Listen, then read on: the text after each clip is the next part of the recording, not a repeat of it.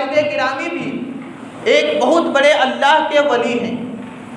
آپ اس واقعے کو بارہا سنتے ہیں، لیکن ہم اس پر عمل کرنے کی کوشش نہیں کرتے، اور اس واقعے سے ہم نصیحت نہیں لیتے کہ اس واقعے سے ہمیں کیا درس ملتا ہے۔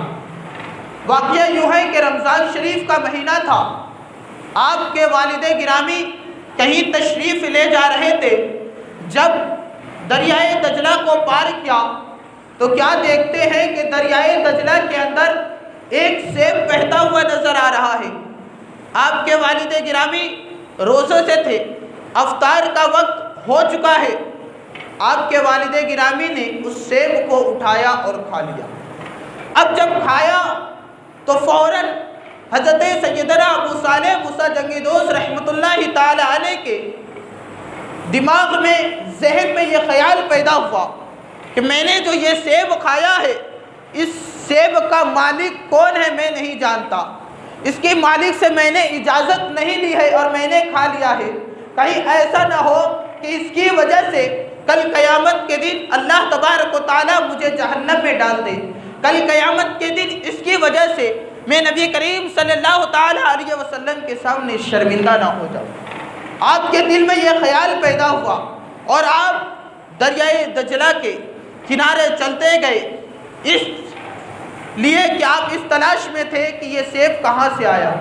جب کافی دور گئے تو کیا دیکھتے ہیں کہ ایک سیب کا باغیچہ ہے، باغ ہے، اور اس سیب کے درخت کی کچھ شاخیں دریائے دجلہ کی طرف جھکی ہوئی ہے، اور ہوا کی چلنے کی وجہ سے پکے ہوئے سیب اس دریائے دجلہ کے اندر گر رہا ہے۔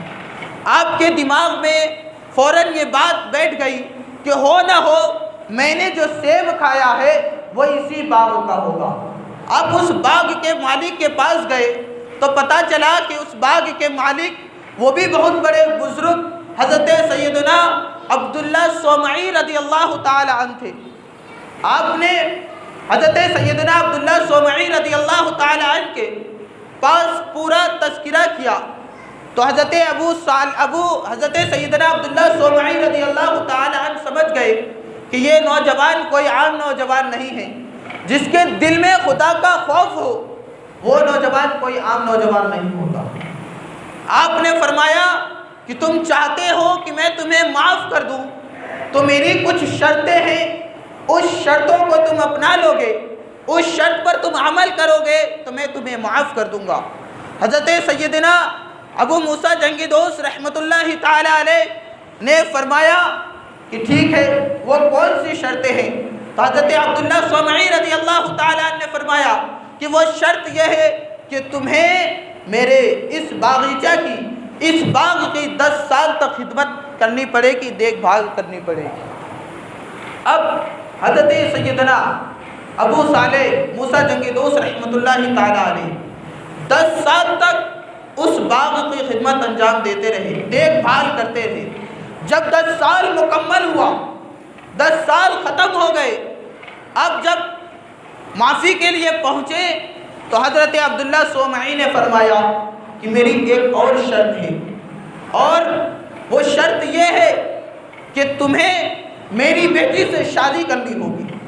حضرت سیدنا عبداللہ صومعی نے یہ قید لگائی کہ اگر تم نے شادی نہ کی تو میں تیری خطا کو، تیری غلطی کو معاف نہیں کروں گا، لیکن سنو، جس لڑکی سے تمہیں شادی کرنی ہے اس کے اندر چند عیب پائے جاتے ہیں۔ پہلا عیب یہ ہے کہ وہ آنکھوں سے اندھی ہے، دوسرا عیب یہ ہے کہ وہ کان سے بہری ہے، تیسرا عیب یہ ہے کہ وہ زبان سے گونگی ہے، چوتھا عیب یہ ہے کہ وہ ہاتھ سے لوجی ہے، اور پانچواں عیب یہ ہے کہ وہ پاؤں سے لنگڑی ہے۔ یہ عیب جب حضرت سیدنا ابو صالح موسیٰ جنگی دوست رحمۃ اللہ تعالی علیہ کے سامنے رکھا، اب پریشان ہو گئے اور سوچ و فکر میں لگ گئے کہ ایک طرف غلطی کی معافی ہے اور ایک طرف میری زندگی کا سوال ہے۔ لیکن آپ خدا سے ڈرتے تھے، آپ کے دماغ میں یہ سوال آیا کہ یہ جو دنیا ہے یہ دنیا فانی گھر ہے، یہ فنا ہو جائے گی، اور آخرت کا جو وہ گھر ہے وہ بقا ہے، وہ ہمیشہ رہنے والی ہے۔ آپ نے اس شرط کو منظور فرما لیا تو حضرت سیدنا عبداللہ صومعی رضی اللہ تعالی عنہ نے آپ کی غلطی کو معاف فرمایا اور پھر نکاح کرایا۔ جب نکاح کے بعد حضرت سیدنا ابو صالح موسیٰ جنگی دوست رحمت اللہ تعالی علیہ کمرے میں حجرے میں داخل ہوئے تو کیا دیکھتے ہیں کہ جو عورت ہے وہ حسین و جمیل ہے، اور جتنی عیب حضرت عبداللہ صومعی بتائے تھے وہ سارے عیب اس کے اندر ہے نہیں۔ آپ فوراً کمرے سے نکل آئے اور حضرت عبداللہ صومعی کے پاس پہنچے اور کہا کہ جو عیب آپ نے بتائے تھے وہ عیب تو اس بچی میں ہے ہی نہیں۔ آپ نے فرمایا کہ وہی تیری بیوی ہے، اس لیے کہ جو میں نے عیب بتایا تھا اس کا عیب یہ ہے کہ وہ آنکھ سے اندھی ہے، اس اعتبار سے کہ اس نے آج تک کسی نامحرم مرد کو نہیں دیکھا ہے، اور زبان سے گونگی ہے اس اعتبار سے کہ وہ آج تک اپنی زبان سے اپنی منہ سے کسی بری بات کو اپنے منہ پر کسی بری بات کو نہیں لائی ہے، اور وہ کان سے بہری ہے اس اعتبار سے کہ وہ ابھی تک کسی نامحرم مرد کی آوازوں کے نہیں سنی ہے، وہ پاؤں سے لنگڑی ہے اس اعتبار سے کہ وہ آج تک کسی گناہوں کی طرف اس پاؤں سے چل کر نہیں گئی ہے۔ دیکھیں، جب ماں باپ کے دل میں خدا کا خوف ہوتا ہے اور ماں باپ ایسے پابند شرع ہوتے ہیں تو اس گھر کے اندر غوث اعظم جیسا بچہ پیدا ہوتا ہے۔ ایسے گھروں کے اندر غوث اعظم جیسا بچہ پیدا ہوتا ہے جہاں پر رک کر کے ایک بات میں بتاؤ، حضور سیدنا غوث پاک رضی اللہ تعالیٰ عنہ کے والد گرامی نے بھوک کی شدت کی وجہ سے ایک سیب کھایا تھا، اور آپ کے دل میں یہ خیال پیدا ہوا تھا کہ یہ سیب تو میرا نہیں ہے، اس سیب کا مالک میں نہیں ہوں۔ لیکن آج ہم حضور غوث پاک کا نعرہ لگاتے ہیں، کبھی آپ نے یا ہم نے غور کیا کہ جو کھانا ہم کھاتے ہیں وہ حلال کا ہے یا حرام کا ہے؟ کبھی ہم نے اس بات پر غور کیا کہ ہمارے والدین کے جانے کے بعد جو جائیداد ہم تقسیم کرتے ہیں اس میں ہماری بہنوں کا بھی حصہ ہوتا ہے، کیا ہم نے اسے دینے کی کوشش کی؟ ہم نے نہیں دیا اور اس کے مال کو ہڑپ لیا، یہ بھی مال تو حرام کا ہوا۔ اور آپ جانتے ہیں کہ اللہ کے رسول صلی اللہ تعالیٰ علیہ وسلم نے ارشاد فرمایا ہے، یہ حدیث پاک لباب الاحیاء کے اندر امام غزالی شافعی نقل فرماتے ہیں، حضرت عبداللہ ابن مسعود رضی اللہ تعالیٰ نے فرمایا، طلب الحلال فریضۃ علی کل مسلم، حلال رزق کا طلب کرنا یہ ہر مسلمان پر فرض ہے۔ آج بہت سے لوگ ایسے اس دنیا میں پائے جاتے ہیں جو یہ کہتے ہیں کہ حلال باقی نہیں ہے، حلال اور حرام دونوں مفقود ہے، مل چکا ہے۔ تو سنیں، اللہ کے رسول کا فرمان کبھی جھوٹا نہیں ہو سکتا۔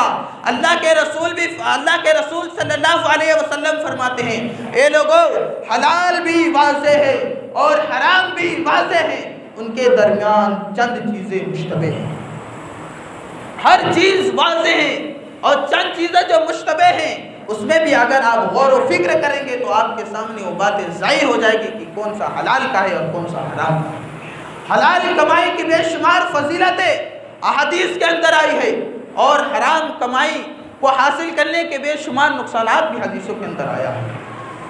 اللہ تبارک و تعالیٰ قرآن پاک میں ارشاد فرماتا ہے، یا ایھا الرسل کلوا من الطیبات واعملوا صالحا، اے پیغمبرو، اے رسولوں کی جماعت، پاکیزہ رزق کھاؤ، پاکیزہ ستھرا چیز کھاؤ اور اچھے اعمال کرو۔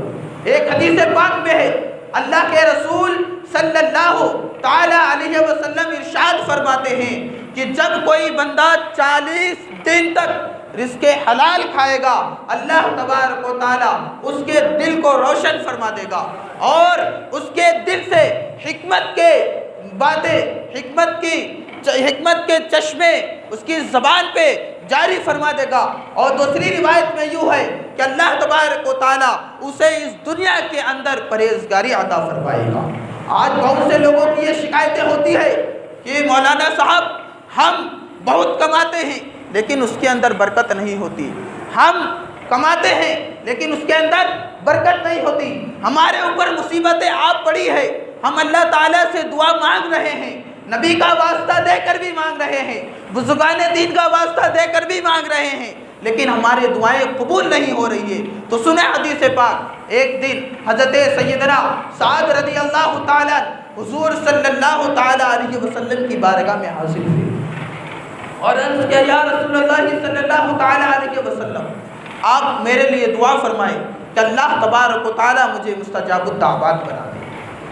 مستجاب الدعوات اسے کہتے ہیں کہ وہ شخص جس چیز کے بارے میں اللہ تبارک و تعالیٰ سے دعا کرے تو اللہ تبارک و تعالیٰ اس کی دعاؤں کو قبول فرما لیتا ہے۔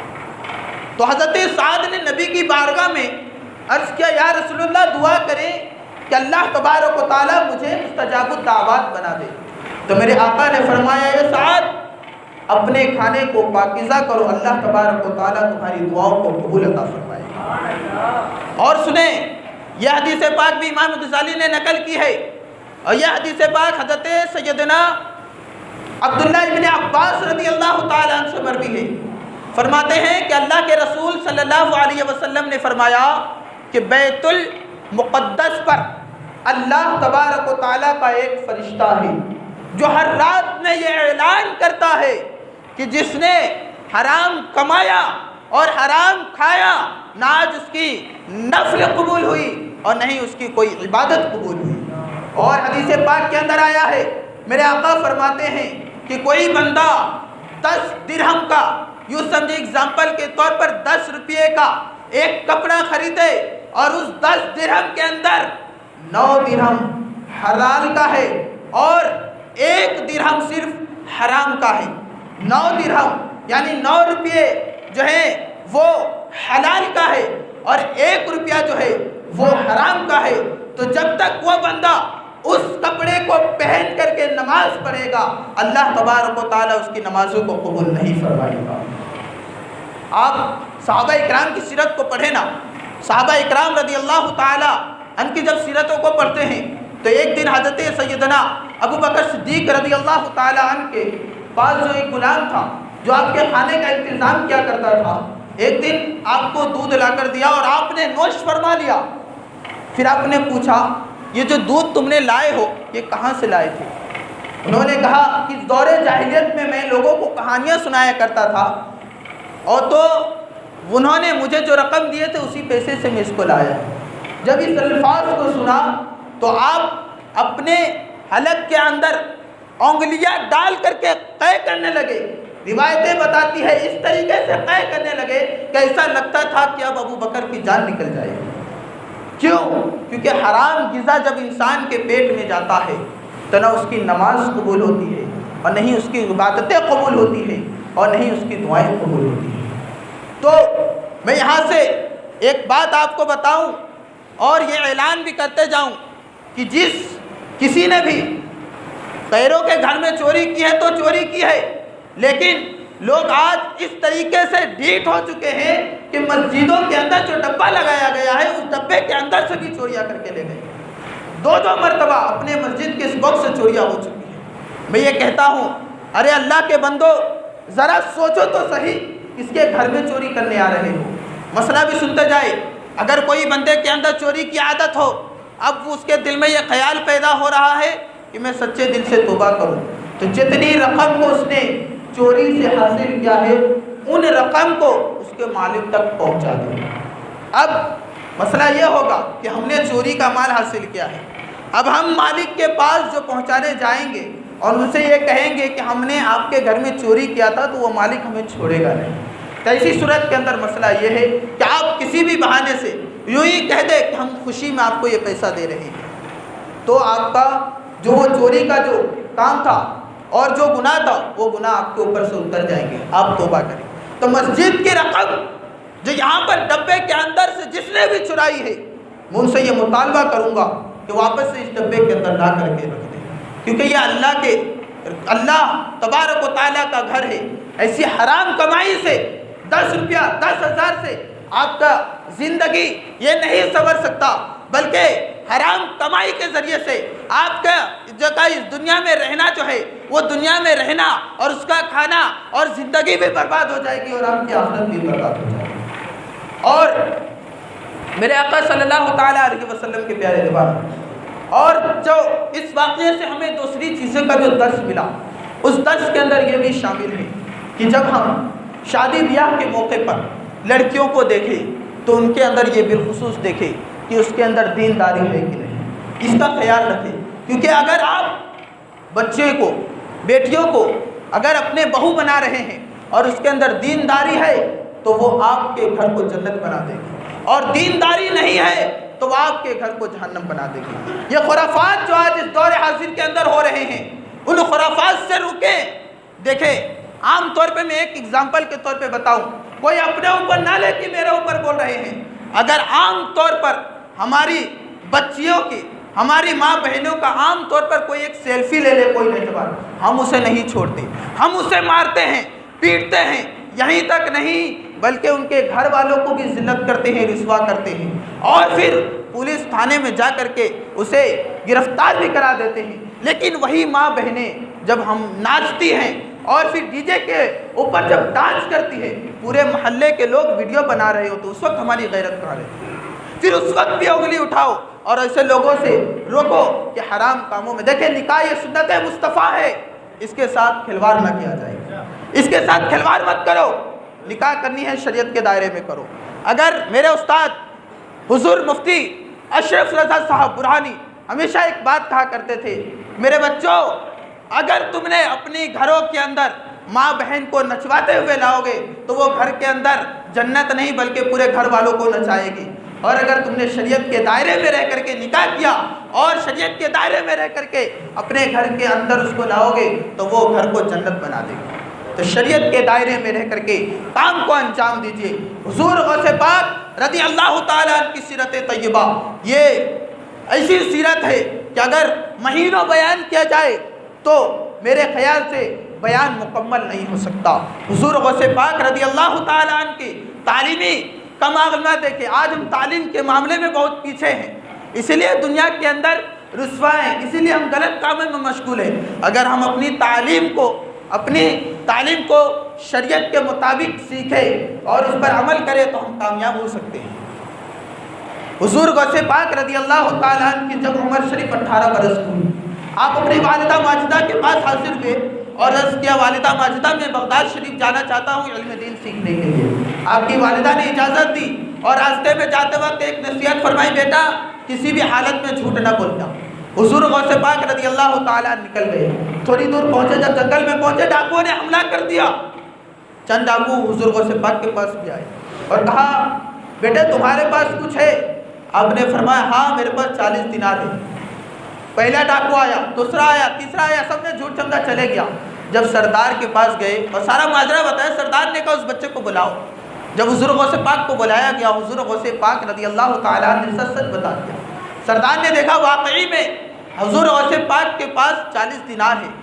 کہا، بیٹا تم جانتے ہو کہ میں ڈاکو ہوں، میں تمہارے مال کو لوٹ لوں گا، پھر بھی تم نے میرے سامنے سچ کہا۔ تو حضور غوث پاک رضی اللہ تعالیٰ نے فرمایا تھا کہ میں چلتے وقت میں نے اپنی ماں سے یہ وعدہ کیا تھا کہ میں کسی بھی حالت میں جھوٹ نہیں بولوں گا، میں کسی بھی حالت میں جھوٹ نہیں بولوں گا۔ تو یہ 40 دینار کی وجہ سے، 40 دینار کے چکر میں میں اپنی ماں کے ساتھ وعدہ خلافی نہیں کر سکتا۔ یہ نصیحت ماں نے کی تھی، ڈاکو کے اوپر یہ نصیحت اتنا اثر ہوا، اس نے کہا تم اپنی ماں کے خلاف نہیں جا سکتے، ماں کے وعدوں کو نہیں توڑ سکتے، میں تو رب کے وعدے کو توڑ رہا ہوں۔ آپ فوراً وہاں پر جتنے ڈاکو تھے ان تمام لوگوں نے آپ کے ہاتھ پر توبہ کی اور سب کے سب نیک صالح بن گئے۔ میں یہ کہنا چاہتا ہوں، حضور غوث پاک رضی اللہ تعالیٰ عنہ کو یہ وصیت کس نے سکھائی؟ ماں نے سکھائی۔ اگر ماں باپ اپنے بچوں کو اچھی نصیحت کرے تو بیٹا اس کا کنٹرول رہ سکتا ہے، لیکن جب ماں باپ ہی غلط کام کریں گے تو بیٹا اور بیٹیاں بھی غلط کاموں میں مشغول ہوں گے۔ اگر کہیں پر دیوالی کے پٹاخے پھٹ رہے ہیں اور آپ اپنے بچوں کو وہاں پر لے جا کر کے دکھا رہے ہیں تو بچے کی دماغ میں یہی بیٹھے گا، یہ جو پٹاخے پھوڑنا جو ہے نا وہ صحیح کام ہے، اس لیے میری ماں نے اور میرے باپ نے یہاں لایا ہے، اگر یہ کام غلط ہوتا تو میرے ماں باپ یہاں نہ لاتے۔ بچے کی دماغ میں یہ ساری باتیں بیٹھتی ہیں، اور مجھ سے زیادہ آپ لوگ تجربہ کار ہیں، ان چیزوں کو سمجھ سکتے ہیں، تو آپ لوگوں سے یہ گزارش کروں گا کہ شریعت کے مطابق عمل کریں۔ حضور غوث پاک رضی اللہ تعالیٰ عنہ کا اگر نام لیتے ہیں تو نام کے مطابق ویسا کام بھی کرے، ایسا کام نہ کرے جس کی وجہ سے شریعت کے اوپر کوئی انگلی اٹھائے۔ اللہ تبارک و تعالیٰ کی بارگاہ میں دعا ہے کہ جو کچھ بھی بیان ہوا اس کے اندر کسی قسم کی غلطی خامی ہو تو اپنے حبیب صلی اللہ علیہ وسلم کے صدقے میں تمام غلطی اور خامی کو معاف عطا فرمائے۔ جو کچھ بھی بیان کیا اس پر سب سے پہلے مجھے پھر آپ تمامی حضرات کو عمل کرنے کی توفیق عطا فرمائے۔ دنیا بھر میں جہاں کہیں بھی مسلمان حیران و پریشان ہے تمام کی پریشانیوں کو دور عطا فرمائے۔ حضور غوث پاک رضی اللہ تعالیٰ کی سیرت طیبہ کو پڑھ کر اس پر عمل پیرا ہونے کی توفیق عطا فرمائے۔ وما علینا الا البلاغ۔ السلام علیکم ورحمۃ اللہ تعالیٰ وبرکاتہ۔